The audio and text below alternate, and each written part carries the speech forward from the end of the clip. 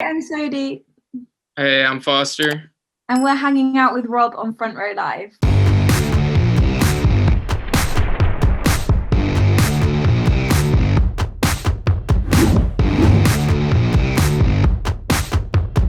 Before we do fully jump in to talk about the new single, I just want to say, like, the way that you both made a classic sound even better than it already was, and making it your own at the same time is, I feel like, one, it's incredible, but two, I feel like that's a task in itself. It's like when people say like you can't do Christmas songs because they're already overdone or whatever. Like you can't really touch classic songs because they're already perfect as they are.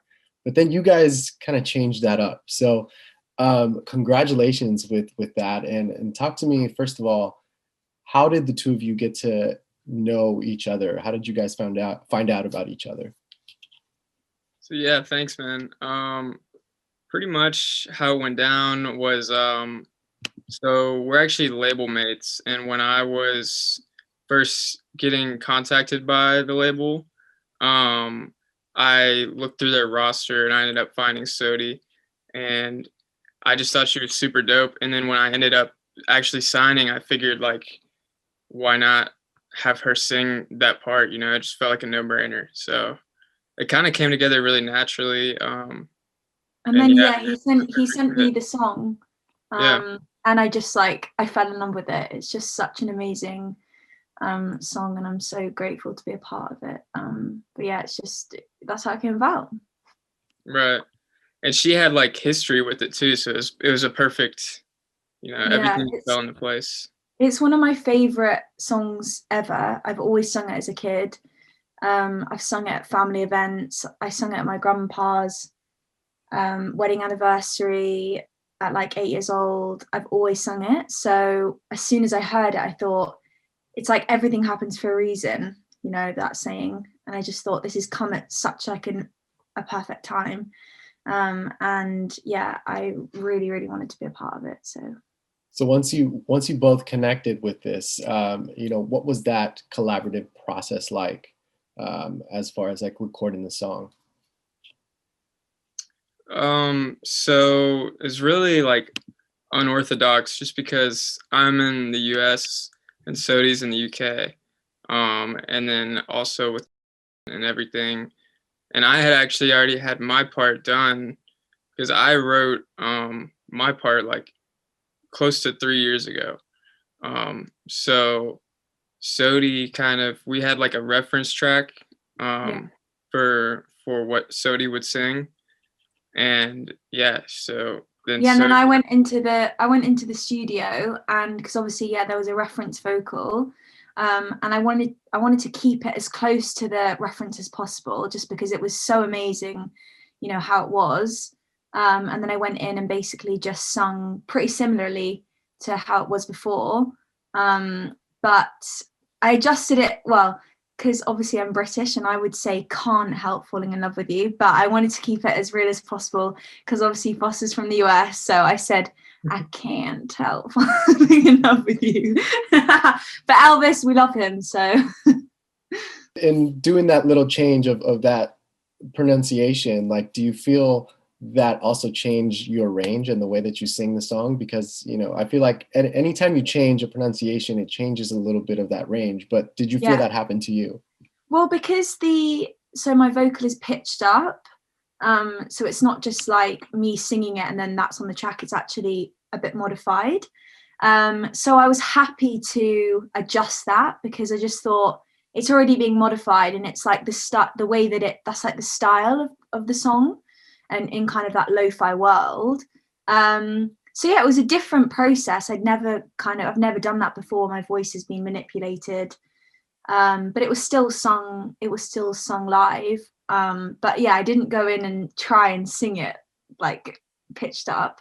But no, it was weird because obviously we're in different time zones and stuff, so we weren't part of that process, which would have been nice to, but obviously we couldn't. So right. Now, Foster, some of these verses on here, like, they left me like literally, like, I was just like, did he really just say that? Like, that's so creative. Did these verses kind of flow out of you, when you first started writing the song, or did you actually kind of work on it in order to have these like clever verses that you had throughout the entire track, especially during the chorus? Well, first off, appreciate you saying that. But yeah, I mean, generally it goes the same for me when I'm writing. It's kind of like I'll come up with the first 2 or 3 lines, just kind of like out of nowhere. And then after those is when I really like sit down and take my time with it. And so I wouldn't say I mean, they float out naturally for the first couple lines, and some after that. But for the most part, like I really sit down and try to do that kind of thing, to make those clever lines happen. And sometimes I get stuck and it takes me a while, but I feel like it's worth it in the end. The best line is, wise men say only fools rush in, but pretty girls make fools out of wise men. I love it. I love that line so much. So what was your initial reaction when you first heard that line?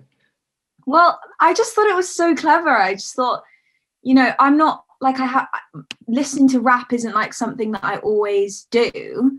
But as soon as I heard that, I was instantly like, okay, this is an absolute smash. And like just those clever lyrics, I was saying to him, are you sure you don't want me to do the rap part? Because honestly, I think I could slay you. No, I'm joking. It was I was truly shocked when I heard it. It was really cool. It's not often that you really feel that from something like unreleased. Like I've never had that before, and I just get sent someone else's song. But yeah, Foster should be super proud of that because it's really awesome. Thanks. The fact that you mentioned that you don't really listen to rap, how did you find a way to fit your voice in those pockets of those verses? Because again, that's another challenge in itself, like finding the right pocket to fit your vocals, to fit your sound, your range. Well, I guess because I love the original Elvis Presley, Can't Help Falling in Love with You, and I've always been so connected to it. I guess I just found a way to just sing it. But I think that just the rap and then the sample together it is a modern twist on the original. And actually Elvis, he did tweet us the other day to say that it was a twist on the classic. But I think that's just the beauty of music. It evolves. And I think that, and some people like on our social media have tried to say, why are you making out that you've written the Can't Help Falling in Love with You? We're like, no, we're not. It's just a remake, and it's such an amazing song that you want more people to hear it. And Foster's brought something new to it, which now generations can now hear Elvis. Some people, 10 years younger than us have no idea who Elvis Presley is. So now they can learn about that and then also learn about us. So yeah. And hopefully they can relate to it in more of like a modern way, because like I feel like it's tough for the younger generation to, especially if you didn't grow up listening to that Elvis song, like to really relate to it and I don't know, just vibe with it. Like you kind of need that twist to be able to do that if it's for the younger generation. As far as the production goes, you worked with Sarcastic Sounds on this.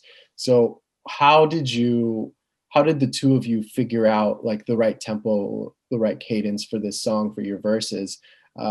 Did you feel like that was like a natural process, or did you feel like you guys had to go through various BPMs before you kind of solidified the perfect fit?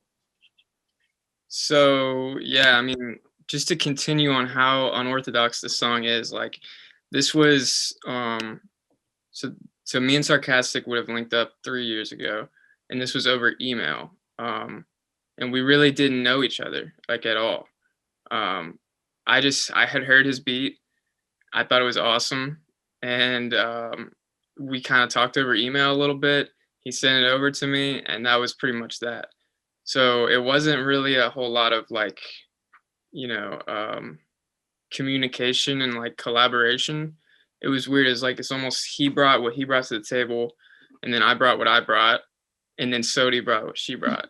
So we didn't really mess around too much with it, but it's 82 BPM, and I've found that like that's just that's my zone. I feel like after I wrote that, I've been trying to kind of make everything in that range, just because I feel most comfortable in that range.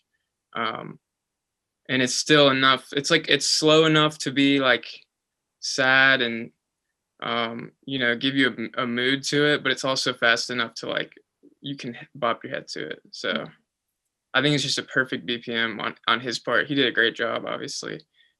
Shout out Sarcastic. As far as you both being in completely different locations, you guys also got to do this video together. So what was that process like, shooting the video? Because, when you look at the video, for anybody else watching the video, you wouldn't imagine that you guys were, in different countries. So what was that like for you, and how were you able to make it seem like you were still in that same place?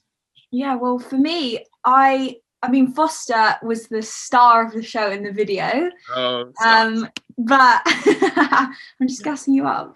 But for me, so I was just in the same location in London. It's like a brick wall with a window.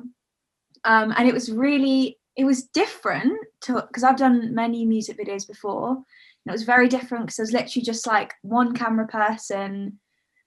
I don't know all the technical terms, but like assistant, things like that. There was literally like two people with the camera, and then I had makeup and then a creative director. And then over Zoom, we had the record label, my manager, and then the director in Nashville.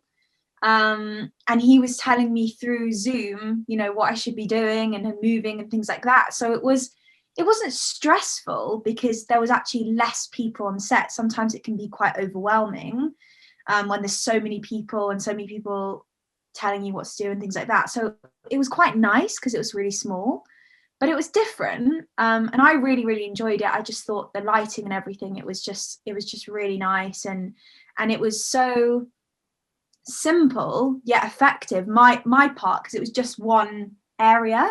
And I thought that Max did a really, really great job with that. So yeah, he definitely did a great job. I mean, this was my first music video, so definitely started off on a pretty high tier video. I feel like it was definitely a new experience. I was not used to like, I figured it would be just a couple people, but there was a whole crew on set, and it was a really cool experience. And yeah, luckily the director was on set for me, so he was able to like show me, in person, reenact what I should do and the movements and stuff like that. So he made it really comfortable, and yeah, it just went really smooth. And I think the way they incorporated Sody was like just genius. And it, like you said, you wouldn't even know really if you watched and didn't know that prior, that we're not even near each other remotely. So yeah, we've never met. Yeah, we really in real life. Soon. That's crazy how here, I'll come there. I know. I desperately want to go to Nashville. Desperately. That's crazy how, even without 2020 happening the way that it did, like, it's crazy how much artists can work overseas through the internet, through social media, like without even knowing each other. But like that chemistry, like with the music, is so insane. So that's cool. I can't wait for you to finally meet together and hopefully do another collaboration together, because I feel like the way both your voices mesh is like perfect. Oh, thank you. Definitely. Thank you. Well, thank you both for taking the time to talk to me. Congratulations with the new single, and definitely look forward to catching you guys again. Oh, thanks for having us.